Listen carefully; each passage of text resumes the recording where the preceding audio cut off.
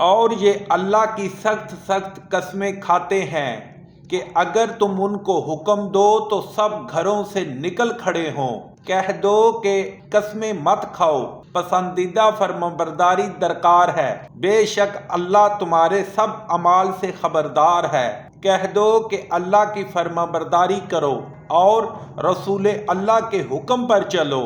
اگر منہ موڑو گے تو رسول پر اس چیز کا ادا کرنا ہے جو ان کے ذمے ہے، اور تم پر اس چیز کا ادا کرنا ہے جو تمہارے ذمے ہے،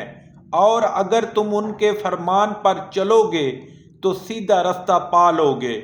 اور رسول کے ذمے تو صاف صاف احکام الہی پہنچا دینا ہے۔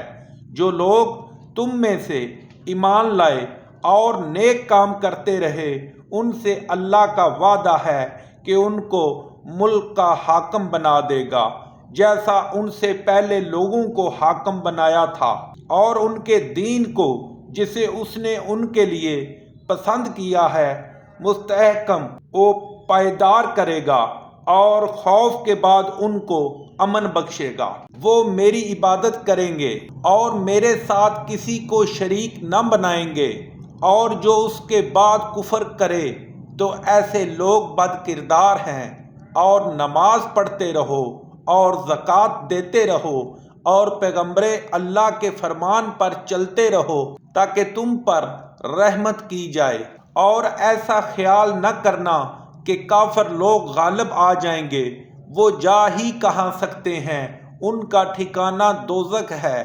اور وہ بہت برا ٹھکانہ ہے۔ مومنو، تمہارے غلام لونڈیاں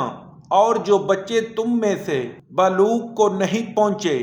3 دفعہ یعنی 3 اوقات میں تم سے اجازت لیا کریں، ایک تو نماز صبح سے پہلے اور دوسرے گرمی کی دوپہر کو جب تم کپڑے اتار دیتے ہو، اور تیسرے عشاء کی نماز کے بعد۔ یہ 3 وقت تمہارے پردے کے ہیں، ان کے آگے پیچھے یعنی دوسرے وقتوں میں نہ تم پر کچھ گناہ ہے اور نہ ان پر، کہ کام کاج کے لیے ایک دوسرے کے پاس آتے رہتے ہو۔ اس طرح اللہ اپنی آیتیں تم سے کھول کھول کر بیان فرماتا ہے، اور اللہ بڑا علم والا اور حکمت والا ہے۔ اور جب تمہارے لڑکے بالغ ہو جائیں تو ان کو بھی اسی طرح اجازت لینی چاہیے جس طرح ان سے اگلے یعنی بڑے آدمی اجازت حاصل کرتے رہے ہیں۔ اس طرح اللہ تم سے اپنی آیتیں کھول کھول کر بیان فرماتا ہے، اور اللہ جاننے والا اور حکمت والا ہے۔ اور بڑی عمر کی عورتیں جن کو نکاح کی توقع نہیں رہی اور وہ کپڑے اتار کر سر ننگا کر لیا کریں تو ان پر کچھ گناہ نہیں، بشرطے کہ اپنی زینت کی چیزیں نہ ظاہر کریں، اور اگر اس سے بھی بچیں تو یہ ان کے حق میں بہتر ہے، اور اللہ سنتا جانتا ہے۔ نہ تو اندھے پر کچھ گناہ ہے اور نہ لنگڑے پر اور نہ بیمار پر اور نہ خود تم پر کہ اپنے گھروں سے کھانا کھاؤ، یا اپنے باپوں کے گھروں سے، یا اپنی ماؤں کے گھروں سے، یا بھائیوں کے گھروں سے، یا اپنی بہنوں کے گھروں سے، یا اپنے چاچاؤں کے گھروں سے، یا اپنی پھوپھیوں کے گھروں سے، یا اپنے ماموں کے گھروں سے، یا اپنی خالاؤں کے گھروں سے، یا اس گھر سے جس کی کنجیاں تمہارے ہاتھ میں ہوں، یا اپنے دوستوں کے گھروں سے، اور اس کا بھی تم پر کچھ گناہ نہیں کہ سب مل کر کھانا کھاؤ یا جدا جدا۔ اور جب گھروں میں جایا کرو تو اپنے گھر والوں کو سلام کیا کرو، اور یہ اللہ کی طرف سے مبارک اور پاکیزہ تحفہ ہے۔ اس طرح اللہ اپنی آیتیں کھول کھول کر بیان فرماتا ہے تاکہ تم سمجھو۔ مومن تو وہ ہیں جو اللہ پر اور اس کے رسول پر ایمان لائے، اور جب کبھی ایسے کام کے لیے جو جمع ہو کر کرنے کا ہو پیغمبر اللہ کے پاس جمع ہوں تو ان سے اجازت لیے بغیر چلے نہیں جاتے۔ اے پیغمبر صلی اللہ علیہ وسلم، جو لوگ تم سے اجازت حاصل کرتے ہیں وہی اللہ پر اور اس کے رسول پر ایمان رکھتے ہیں، سو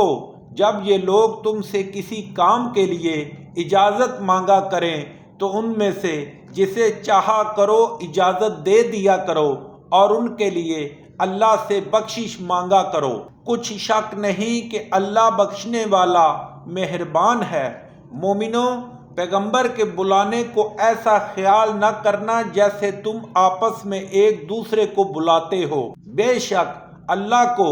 وہ لوگ معلوم ہیں جو تم میں سے آنکھ بچا کر چل دیتے ہیں، تو جو لوگ ان کے حکم کی مخالفت کرتے ہیں ان کو ڈرنا چاہیے کہ ایسا نہ ہو کہ ان کو کوئی آفت پڑ جائے یا تکلیف دینے والا عذاب نازل ہو۔ دیکھو، جو کچھ آسمانوں اور زمین میں ہے سب اللہ ہی کا ہے۔ جس طریق پر تم ہو وہ اسے جانتا ہے، اور جس روز لوگ اس کی طرف لٹائے جائیں گے تو جو لوگ عمل کرتے رہے وہ ان کو بتا دے گا، اور اللہ ہر چیز سے واقف ہے۔